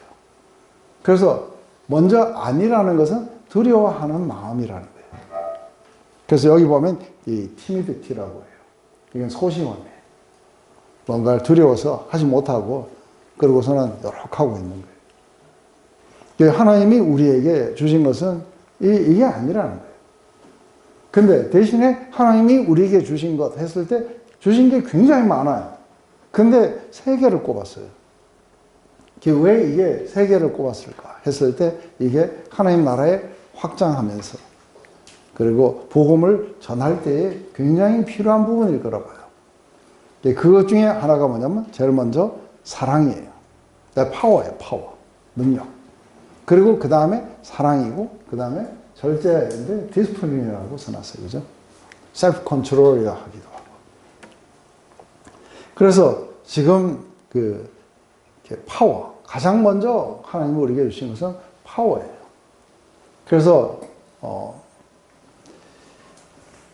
우리가 이렇게 티미드하게 이렇게 바뀌어가고 소심하게 바뀌면은 은사를 전부 다 무효화시킨다는 것 확실하게 이해를 해야 돼요.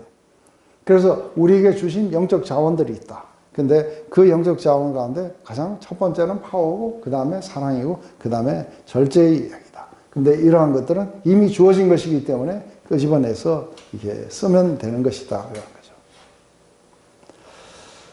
그래서 제일 먼저 우리가 한번 이렇게 능력에 대해서 한번 이야기해요. 능력이라고 했을 때, 파워 했을 때, 이게 우리 라틴 말로 이렇게 두나메오스라면 뭐 비슷한 단어 생각나요? 예? 네, 다이너마이트. 다이너마이트 아니면 다이나믹. 이게 뭔지 이해되세요? 이게 능력이라는 게 이게 다이너마이트 아니면 다이나믹 하던 이런 아주 굉장히 활발한 이런 것들이에요. 그래서 이것은 다이너마이트는 뭔가 결과를 만들었는데 다 폭발을 시키든지, 그죠? 그래서 굉장히 다이나믹한 삶은 뭔가 결과가 나오게 돼요. 그 대상이 얼마나 강한지는 상관없어요. 이게 다이나믹이라는 거는 이건 상당히 다른 거예요. 그래서 제가 되게 재미있는 이야기를 하면은 교회 간다고 시어머니한테 성경으로 머리 두드려 맞고 그러면서 벌벌 떨면서 맨날 어디다 숨겼다가 들켜갖고 두드려 맞고 하는 어떤 사람이 있습니다. 그 와서 이제 울면서 뭔가 상담을 한 거예요. 그랬을 때 지금은 그럼 조금 참아야 됩니다. 어째야 됩니다. 그래가지고는 안 되는 거예요. 왜냐하면 그게 인간의 생각이에요. 어떻게 해야 돼요? 이 사람을 어떻게 해야 돼요? 하나님의 파워 속에 강하게 일으켜줘야 돼요. 그래서 이 사람에게 거기다 신경 쓰지 말고 너를 부르시고 너를 구원하신 분이 누구신지 거기에 포커스를 했는데 어느 날 이게 파워가 임했는 거예요. 임하니까 어떻게 돼요? 돌아가서 그 시어머니 보고 교회 나가야 됩니다. 다음 주부터 나오고 교회 가야 됩니다. 해가지고 그 시어머니를 거꾸로 공격을 하는 거예요. 지금 얼마 남았다고 아직도 그렇게 하고 있습니까? 하고. 근데 어느 날 갑자기 며느리가 와가지고 그러니까 이 시어머니가 놀래가지고 야 가려면 니 혼자 가지 왜 나까지 그걸 끌고 다니냐. 그 지금 니 나가라 안 나가라가 아니고 날 건드리지 마라. 지금 수비로 돌아섰어. 그때부터 집요하게 공격한 거예요. 파워예요. 하나님이 우리에게 주신 것은 바로 이런 다이나믹한 파워들이에요. 그런데 이게 다이나믹한 파워를 내가 해야 되는데 내가 그런다고 되겠나? 저 시어머니 봐라. 완전히 산이다 산.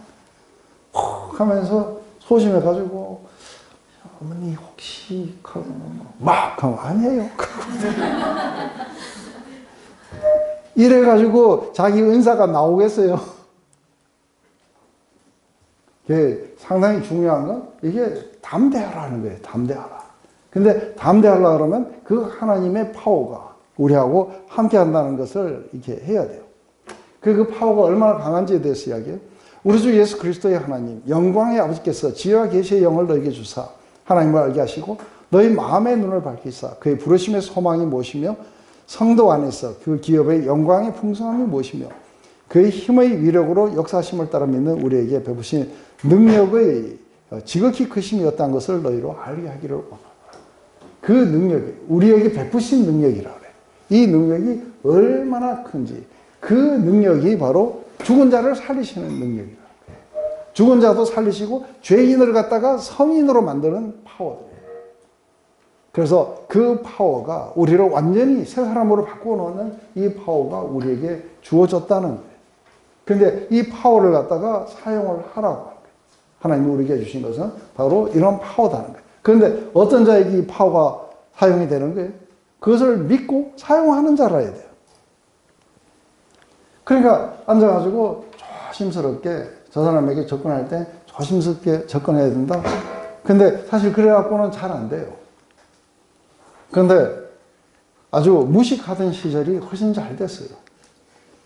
무식하던 시절은 뭐냐면 탁 기도하는데 누가 생각났어요. 그러면 전화라고요? 내가 그러면 지금 일어서 갑니다. 근데 뭐라고 할까요? 가서 제일 먼저 해야 될 그런 말을 지금 내 떠오르는 첫 번째 생각을 내가 가서 전하겠습니다 하고 전화하면 무너져요. 그러니까 뭐를 전해야 된다, 미리 계획하고 하고도 없었어요. 그런데 가면은 역사들은 계속해서 일어나는 거예요. 그런데 이건 우리가 내가 어떤 능력을 내가 소유하고 있어가지고 그리고 내가 전도를 잘하는 사람이기 때문에 이렇게 하면 될 것이다. 그거 아닌 거예요. 담대하게 일어서서 가는 사람에게 역사예요.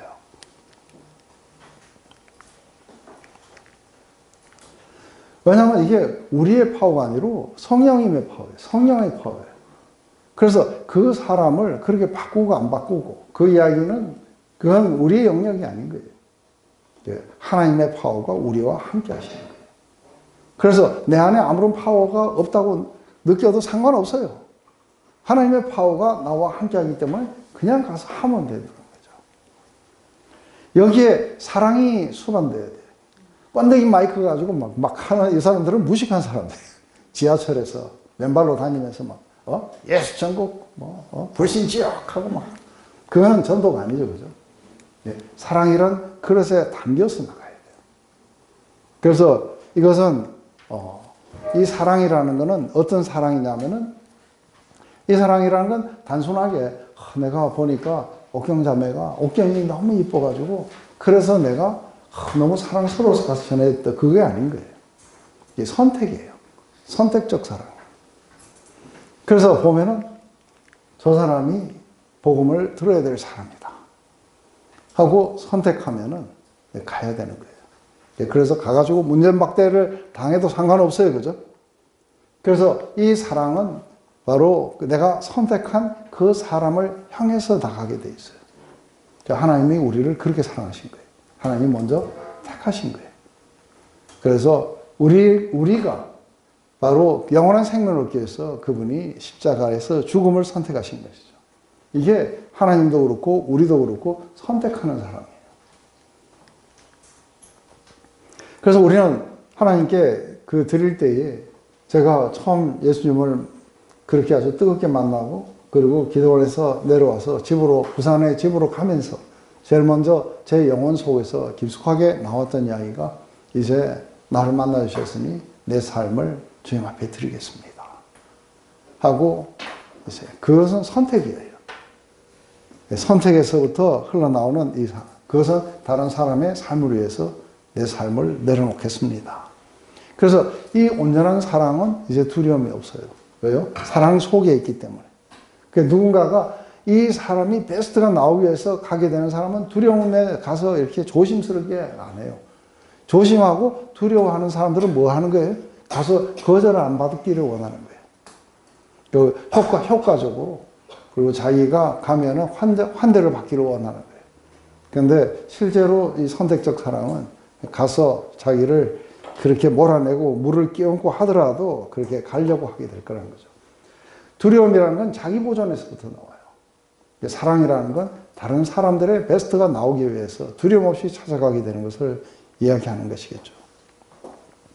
그래서 나 쪽으로 돌아서면 다 망해요. 내 평판, 그 다음에 내가 받아야 될 그런 어떤 대접들, 이런 것들. 그래서 뭔가가 복음은 그냥 나이스하게 레드카펫을 타고 흘러갈 것이다. 아닌 거. 여기 보면 그런 사람들 없어요. 그죠? 다 이렇게 어려워요. 그래서 이러한 것들이 끊임없이 우리 안에서 일어나게 하기 위해서는 우리가 성령 안에서 걸어가고 이 성령 안에서 걸어갔던 그 열매들이에요. 이것은 주님과 우리의 관계 안에서 일어나겠죠. 이게 절제라는 건 뭐냐면은 이제 이런 것들이에요. 가가지고 이야기를 하는데 갔더니만도 이 사람이 오래간만이에요 하고 저를 받아줬어요.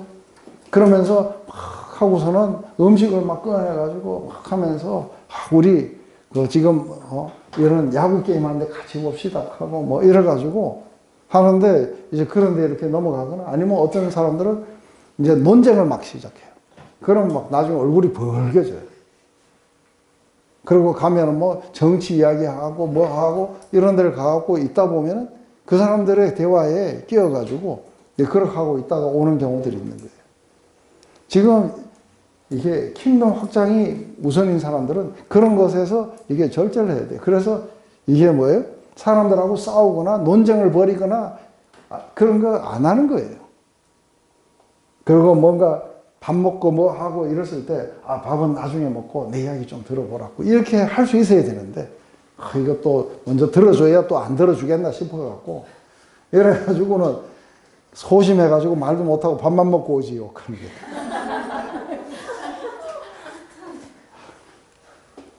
그래서 이 뒤에 보면은 낭비하지 말라는 거예요. 낭비하지 마라.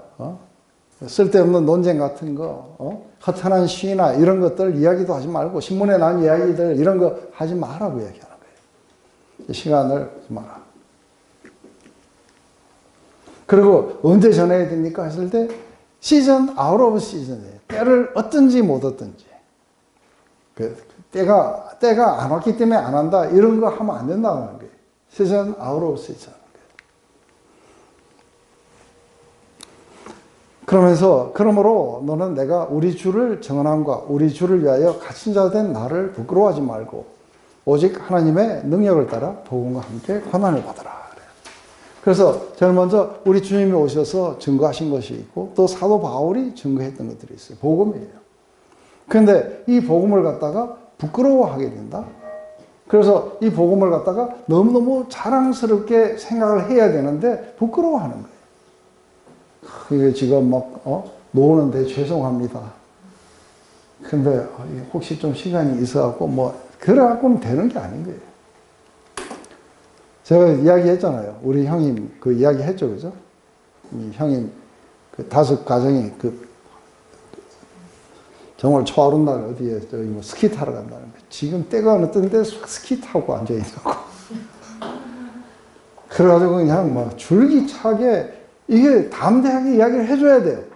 그래야 상대가 야 저게 뭔데 저렇게까지 이야기하느냐. 그러니까 소심하면은 아무것도 안 일어난다는 게 이해가 되세요? 소심하면은 아무것도 안 일어나요. 그리고 짬짝거리다가 끝난다 이래. 간 보다가 끝나버려요. 그래서 그 음식이 손에서 다 익어요. 주물럭거려가지고 끝난다. 그걸 갖다가 부끄러워가지고 이럴 때에 또 이런 말을 한다는 게 상대에게 폐를 끼치는 것 같고 그러면서 사실은 이게 그걸 부끄러워하고 수치스럽게 여기고 그리고 그냥 내가 크리스찬이라고 말도 하지 말아야겠다. 괜히 말했다가 하나님께 누를 끼치겠다 하고 그냥 가만히 있고 이렇게 하는 거예요. 그렇게 하면은 그 은사가 뭔지 알 턱이 없어요. 그리고 있다 하더라도 사용이 안 되니까 뭐예요? 사장돼 버려요. 그런데 여기에 보면 하나님의 능력이 또 나와요. 하나님의 능력이 나오는데 이 능력은 뭐냐면 견디는 능력이에요. 그래서 이게 보면 하나님이 우리를 갖다가 아주 죄인을 갖다가 의인으로 만들어 주시고 그리고 그리스도를 갖다가 죽음에서 일으키신 그 능력이에요. 그런데 보면은 이게 때로는 하나님의 능력이 불의 세력을 멸하고 나라를 멸망시키기도 하고 막 그래요. 그런데 우리 믿음의 영웅들을 보면 어떤 고난이 와도 그냥 견딜 수 있는 능력을 주시는 경우가 있어요. 그래서 사도 바울이 우리 빌립보서 4장에 가면 그 이야기를 해요. 나는 부함에도 처할 수 있고 가난함에도 처할 수 있다. 일체의 비결을 갖다. 왜냐? 하면 내게 능력 주시는 자 안에서 나는 가난에도 부함에도 처할 수 있다. 내가 평안함에도 고난에도 다 처할 수 있는 일체의 비결을 배웠다. 그 비결은 뭐냐면 내게 능력 주시는 자 안에서. 그래서 능력 주시는 자 안에서 복음을 향해서 고난을 받는 것은 이게 고난인 줄도 사실 잘 몰라요. 왜냐하면은 되게 마음속에서 이렇게 기쁨 같은 것들이 많이 일어나는 거죠. 그래서 우리가 막 온 세상이 지금 기독교를 욕하고 이럴 때에 나는 크리스찬이다 하고 과감하게 이렇게 이야기할 수 있는 사람들이 있어야 돼요. 그죠? 그러면서 교회는 타락을 할 수도 있다. 그렇지만 그리스도는 그렇지 않다 하고 그분은 다른 분이시다 하고 이렇게 이야기할 수 있어야 돼요. 그래서 내게 능력 주시는 자 안에서 나는 모든 것들을 할 수 있다. 그래서 그러므로 너는 내가 우리 주를 증언함과 주를 위하여 갇힌 자 된 나를 부끄러워 말고 하는데 한국말에는 이게 조금 이 뉘앙스가 좀 이렇게 떨어져요. 왜요? 주를 위해 갇힌 자가 아니고 His prisoner예요. 이게 His prisoner라는 게 뭐예요? 여기는 His가 누구예요? 예수님이에요. 예수님의 포로예요. 사도 바울은 에베소서에도 그렇게 이야기해요. 그죠? 자기를 어떻게 표현하냐면 그리스도에게 포로된 자라고 하는 거예요. 그분의 사랑의 포로인 거예요. 그래서 자기가 감옥에 갔지만 절대로 그 감옥에 갇힌 자가 아니라는 거예요. 자기가 도저히 벗어날 수 없었던 것은 바로 그리스도의 포로예요. 그래서 His prisoner. 이게 사실은 주를 위해 갇힌 자 이야기하지만 His prisoner. 여러분들은 그분의 포로예요? 예? 아멘? 근데 이쪽에는 아멘, 아멘 하고 이렇게 요 손에 좀 그러는데 이쪽에는 조용해요. 이쪽에만 물어보게. His prisoner? 아멘. 근데 아멘 하는데 이렇게 속삭이면 하면 안 되죠. 아멘.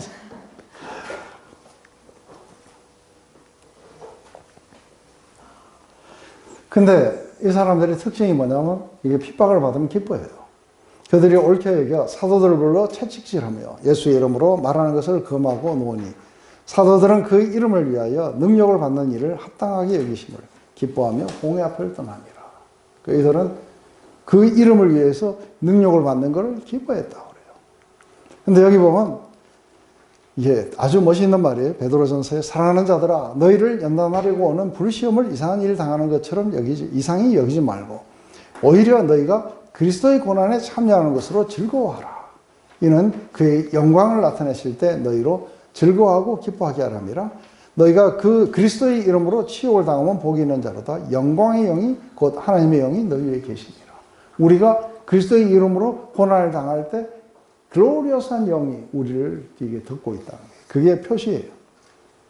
그리고 우리 주님이 다시 나타나실 때 칭찬과 명성과 존귀를 얻게 하고 우리가 기쁨으로 그분을 맞이할 수 있는 건 우리가 그분의 이름을 위해서 우리가 고난을 받은 거예요. 그래서 제가 우리 교회는 하도 그 백화점처럼 사람들이 많이 와가지고 이 사람들을 이제 목표가 뭐냐면 교회가 믿지 않는 영혼들을 복음 안으로 그래서 킹덤 확장만 위해서 해야 된다. 다른 걸 하지 마라. 그래가지고 이제 이게 그렇게 할 사람들을 뽑았어요. 뽑아갖고 이름을 독립군이라고 그랬어요. 이게 나중에 나라를 되찾게 됐을 때 가장 기뻐하는 자들이 누구예요? 독립군들이에요. 그걸 위해서 싸웠던 사람들이에요. 얼마나 귀하겠어요. 그죠? 근데 그걸 해야 그 나라가 귀해지고 그 나라가 오늘 도래하는 것을 갖다가 기다리게 되고 그걸 위해서 우리 자신을 그렇게 희생했던 것들이에요. 그런데 이렇게 할 수 있는 사람은 그 사람들은 그냥 자기들이 열심히 그렇게 자기를 희생해서 했다고 보는데 그런데 영광의 영이 그 위에 있다. 글로리오스한 영이 우리 위에 있을 거라고 하는 거예요. 그래서 그리스도인으로서 고난을 받는 것은 부끄러워할 게 아니라 오히려 뭐예요? 그 영광스러운 것이라고 이야기합니다.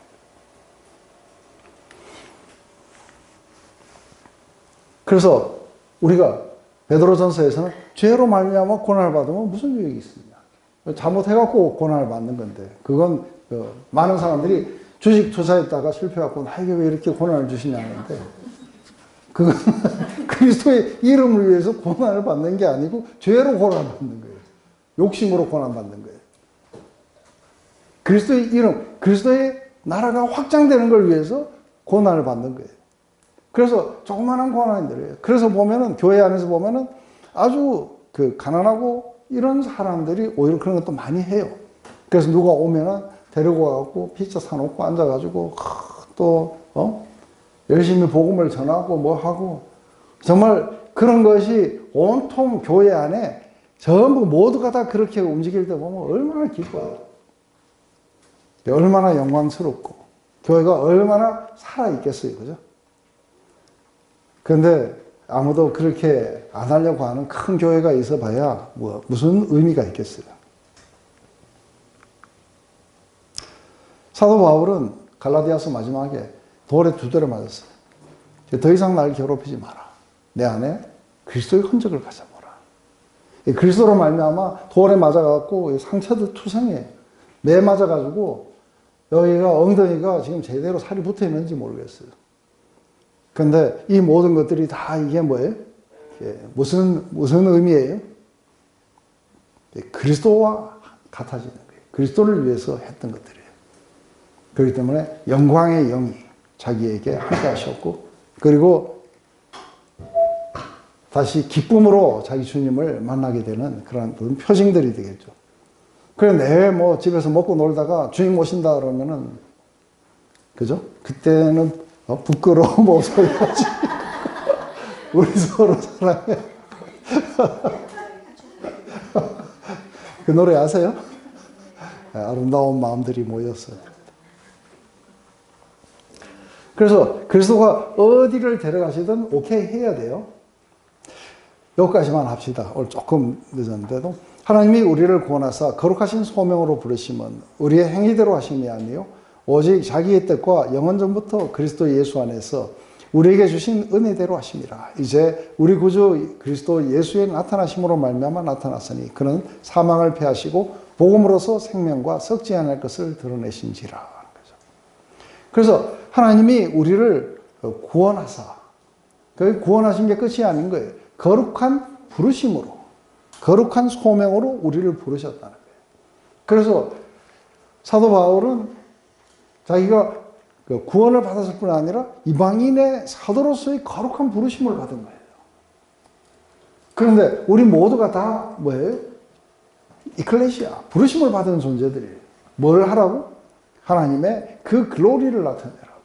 그리고 그분의 나라를 확장시키라고 우리 모두가 다 부르심을 받은 존재들이에요. 그런데 그러기 위해서 우리가 먼저 구원을 받았고, 그리고 이러한 거룩한 부르심으로 우리를 부르셨던 것은 우리가 잘해서 우리의 어떤 행동을 따라서 하는 게 아니라 그것은 바로 그분의 오직 뜻이에요.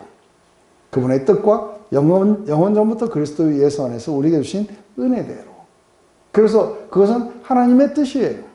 그래서 하나님의 뜻이 뭘까 하고 할 필요 없이 여기 있어요. 그죠? 우리를 갖다가 구원하셔서 우리 모두를 갖다가 그 부르심의 소망이 뭔지 그것을 알기를 원한다고 얘기하는 거예요. 그래서 우리를 왜 부르셨는지, 왜 거룩한 부르심으로 우리를 부르셔서 우리에게 이렇게 살아가라고 하시는 건지, 그렇게 하신 것은 우리가 뭔가 잘해서 그런 게 아니라, 우리의 행위대로 한 게 아니라 그분의 뜻이 우리로 하여금 그렇게 만들어 주셨다는 거예요. 그래서 지금 내가 그렇게 살아갈 때 이게 하나님의 뜻이라는 걸 갖다가 우리가 실감하면서 가는 거예요. 내가 그것을 실감할 뿐 아니라 또 뭐예요? 이것은 그리스도 예수 안에서 우리에게 주신 은혜대로 우리를 그렇게 만들어 가주셨다는 거예요. 그런데 이것은 이전까지는 뭐예요? 이게 밀봉되어 있었어요. 그래서 영원전에 그렇게 하는 거예요. 옥경이는 이런 영광스러운 일을 하게 될 것이라. 그래서 구하고 그리고 이 일을 맡겨야 되겠다 하는 것은 영원전부터 이렇게 계획되어 있었어요. 내 영광을 위해서 자 하나씩 찝어가지고 전부 다 구원을 하고 이 영광을 나타낼 자들로 내가 전부 다 불러놓으라. 그런데 이게 여태까지는 밀봉이 되어 있었는데 언제 나타나냐면 그리스도 예수님이 이 땅에 나타나시면서 이 모든 것들이 우리가 구원, 그리고 우리의 부르심, 그리고 우리의 삶의 목적, 이런 모든 것들이 다 확실해진 거예요. 그래서 우리 주 그리스도 예수의 나타나심으로 말미암아 나타났으니 그래요. 근데 그분은 사망을 패하시고 복음으로서 생명과 썩지 아니한 것을 드러내시는지라 하고 이야기해요. 그래서 이제 사망을 패하셨다. 여기서 지금 이야기할 때 사망을 패하셨다 하는 건 뭐예요? 그래서 더 이상 사망이 없다 하는 그 이야기가 아닌 거예요. 우리는 다 죽게 될 거예요. 그런데 그리스도 예수 안에서 우리가 드러나게 될 때 이제 어떤 구하셔서 어떤 목적을 따라서 구하셨어요. 그래서 그 일을 하라고 이렇게 했을 때 사망을 안 겪는 게 아니고 겪어요. 그런데 뭐가 사라진 거예요? 사망에 쏘는 게 사라져요. 왜냐하면 더 이상 두려워하지 않아요. 사망이 온다고 더 이상 그것을 두려워하거나 그렇게 하지 않아요. 왜 그런가 하면은 예수님이 오셔가지고 이제 복음으로서 생명과 썩지 않을 것 하는데 썩지 않을 것이라는 게 썩는다 안 썩는다가 아니고 임모탈이에요. 그래서 immortality인데요. 이거 뭐냐면 mortality라는 건 뭘 말하냐면 이게 결국은 사라지고 썩어버리는 그 존재를 mortality라고 해요. immortality라는 건 뭐냐면 영원 불변하는 것들이에요. 그런데 주 안에서 죽는 자가 복이 있도다 하는 거예요. 그래서 죽는다는 건 알아요. 지금부터 주 안에서 죽는 자가 복이 있도다. 주와 함께 죽으면 주와 함께 다스릴 것이고. 이게 이 세상의 삶이 끝이 아니라는 걸 아는 거예요. 그래서 우리에게 그리스도가 우리에게 밝혀주신 것은 뭐냐면 우리를 갖다가 영원 불멸하는 존재들로 그리고 영원한 그 목적 속에 하나님을 섬기리라고 우리를 갖다가 택하시고 구하셨다는 거예요. 그렇다면은 이제 예수님이 다시 오셔서 이 부활하심으로 말미암아 이게 사망이라는 게 끝이 아니라는 걸 알게 해주신 거예요. 그래서 이 부활의 능력 가운데서 이제는 예수님은 다시 이 죽음 가운데 오시지 않을 거예요. 다시 죽지 않으실 거예요. 그런데 육신을 가졌지만 다시 죽지 않는 육신으로 오신 거예요. 우리에게도 동일하게 약속하시는 거예요. 그런데 이것을 갖다가 우리가 이 복음 안에서 믿게 되면 어떻게 돼요? 믿게 되면 오늘 찬송을 부르면서 하나님께로 가는 사람들이 생기기 시작하는 거예요. 왜 그러냐면 사망의 쏘는 게 다 사라지는 거예요. 그리고 이제는 삶과 죽음을 넘어서 사도 바울은 빌립보서 1장에 그렇게 얘기해요. 내가 삶과 죽음 사이에 끼어서 어느 걸 선택해야 될지 알지 못한다. 그런데 자기가 자기의 솔직한 심령 속에서는 이 땅을 떠나서 주와 함께 있는 것이 far better, 훨씬 더 낫지만 그렇지만 너희들의 그 믿음의 정진과 기쁨을 위해서 내가 이 땅에 남아있다는 건 수고밖에 없지만 그래도 이걸 선택해야 된다는 걸 알겠다. 마치 삶과 죽음의 선택이 내 앞에 있으면 너는 뭘 선택하겠느냐 했을 때 우리는 다 사는 걸 선택해요. 그런 질문도 하지 마세요. 하고. 그런데 하나님 나라에 이렇게 포커스해 있는 사람들은 뭐예요? 떠나서 주와 함께 있기를 원한다. 그래서 내게 이 장막이 벗겨지게 하면은 내가 영원한 옷을 입고 나는 주와 함께 낙원에 있을 것이다. 이게 사실은 믿음 가운데서 강하게 있는 거예요. 그러니까 이제는 뭐를 넘어서요? 두려움이 삶과 죽음을 둘러싸는 거예요. 그래서 지금 왜 사도 바울이 이야기를 하고 있는지 이해되세요? 네 안에 있는 그 은사를 버릴 듯하게 일어나서 킹덤 확장을 위해서 그리스도의 그 이름을 위해서 사용을 하라는 거예요. 그런데 두려워하거나 소심해갖고 그렇게 있으면 안 된다. 하나님 주신 파워 그리고 사랑, 그리고 절제하는 마음을 가지고 오직 한 가지 내가 여기에서 내가 가야 되느냐 말아야 되느냐 이 사람하고 이야기를 끝해야 되는지 더 해야 되는지 이 절제가 뭐예요? 전부 다 킹덤을 위해서 이게 가능한 건지 아닌지 이게 우리 모든 걸 절제시켜 주는 거예요. 이게 바로 이런 어떤 멋있는 일을 위해서 복음과 함께 고난을 받자고 하시는 거예요. 그래서 이 고난을 받는다는 건 뭐 이걸 하게 되면은 갑자기 뭐 병이 걸린다든지 이상한 고난을 이야기를 해요. 그 이야기 아니고 가서 전해보면 알아요. 전해보면은 좋은 대우 못 받아요. 꼭 무슨 저기 뭐예요. 돈 빌려달라 하는 사람처럼 취급을 받아요. 맞아요? 그리고 가서 차라도 한잔 하면 누가 또 돈 내야 돼요? 다 내가 밥도 내가 싸야 되고 다 내가 해야 돼요. 다 그게 셀프 세크리파이스라는 얘기예요. 그죠? 그게 복음을 위해서 하나님 나라를 위해서 우리가 받는 고난의 아주 작은 파트들이겠죠. 그렇지만 때로는 이런 때가 만나면 정부나 이런 것에서 대대적인 그런 어떤 조직적인 박해를 받을 수도 있어요. 그렇지만 하나님께 감사한 건 우리는 그런 때 안 있어요. 그래서 그거는 이렇게 별 상관은 없어요. 네, 그렇지만 실제로 가서 전해보면은 이걸로 인해서 우리는 많은 희생들을 치를 수 있어요. 그게 복음을 위해서 받는 고난이지 뭔가 복음을 전하면은 뭐 사업이 망했다든지 아니면 뭐 병이 걸렸다든지 그거는 복음하고 관계없는 고난이에요. 복음을 위해서 받는 고난이 어떤 건지 이해되세요? 잘못해갖고 이렇게 갔다가 따기를 맞을 수도 있고 그럴 수도 있어요. 괜찮아요. 근데 어쨌든 한 사람이라도 돌아오게 되면 어때요? 오늘 아침에 어떻게 했는데 그게 떴어요. 보니까 갑자기 사람이 밥 먹다 훅 하고 쓰러졌어요. 그렇게 해가지고 살아났어요. 그 사람한테 인터뷰했어요. 자기가 한 번도 사용해 본 적이 없는데 처음으로 사용해 봤다는 거예요. 그게 살아나더라는 거예요. 얼마나 뿌듯하고 좋은지 모르겠다는 거예요.